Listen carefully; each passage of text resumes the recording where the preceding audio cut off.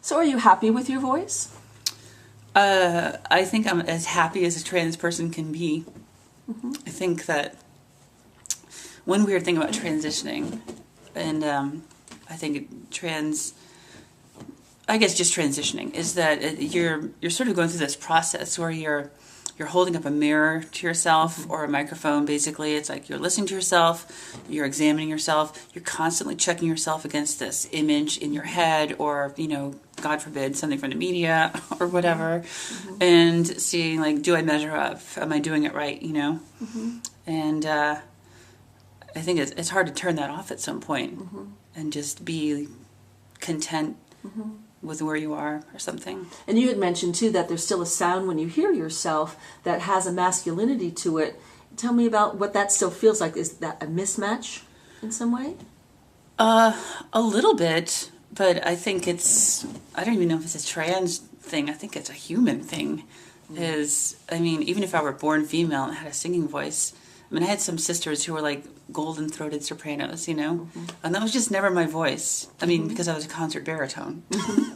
But still, I have plenty of friends who are like women singer-songwriters, and everybody's always going to want somebody else, like, oh, she does that thing, it's really pretty and high, and everybody that I know who sings high wants to be able to sing low. They're like, oh, I just want that kind of gritty, gravelly, thing happening, so I think part of it is just a human thing. Like, we're not really bred, in this culture to be grateful and to be content with what we have, and so I guess that's something I have to work on. And I think as a woman, one of the things that people listening to this or watching this will see and hear is that you certainly don't have a high female voice, but there's no masculinity to it whatsoever. It's like any other, like we're talking off the recording, like a Bonnie Raitt or other low kind of sultry women. It's that, but it's definitely very feminine. There's no masculinity to it. So do you feel...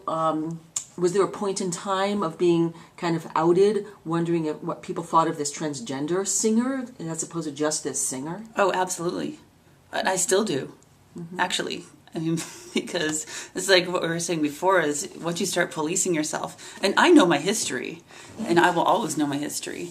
So I feel like whenever I get up in front of a microphone, in front of a group of people that I don't know, one of the thoughts in my head is like, are they perceiving my voice as more masculine than feminine?